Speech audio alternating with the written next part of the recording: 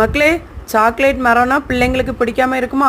அன்னைக்கு நாங்கள் போய் சாக்லேட் மரத்தை பார்த்தோன்னே எல்லாம் கரிஞ்சு கரிஞ்சு தொங்குச்சு. என்னத்தை தொட்டாலும் அணில் கடிச்சு, இல்லைன்னா பழுத்தது இருந்தால் மிஸ்ரெல்லாம் அப்பிவே இருந்துச்சா.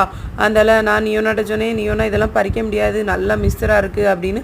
அப்போ அந்த கொக்கோ மரத்தை வந்து பாட்டை எடுத்துக்கிற மாமா அந்த டைம் வந்தாங்க.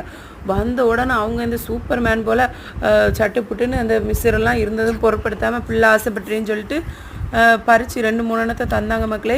நாங்களும் அந்த டேஸ்ட் பண்ணி பார்த்தோம். டேஸ்ட் எப்படி இருந்ததுன்னா, சீத்தாப்பழம் இருக்குது பார்த்திங்களா, அந்த டேஸ்ட் போல் இருக்குது. அந்த கொட்டை அந்த மேலே உள்ளதை சாப்பிட்டுட்டு அந்த கொட்டையை தான் சாக்லேட்டுக்கு பயன்படுத்துவாங்களாம் பிள்ளைங்க எல்லாருமே. நாங்கள் வந்து அன்றைக்கி தான் ஃபஸ்ட் டைம் சாப்பிட்டோம். உண்மையிலேயே டேஸ்ட்டாக இருந்துச்சு. கொஞ்சம் கிளுகிளுன்னு அந்த சீத்தாப்பழத்தில் எப்படி இருக்குமோ அதே போல் இருந்துச்சு. ஆனால் அந்த மாமாவுக்கு உண்மையிலே ரொம்ப பெரிய மனசு. சட்டுப்பட்டுன்னு வாய்க்காலில் இறங்கி அதை கழுவி க்ளீன் பண்ணி எங்களுக்கு உடச்சி தந்தாங்க. ரொம்ப தேங்க்யூ மாமா. வீடியோ பிடிச்சிருந்தா லைக் பண்ணுங்கள்.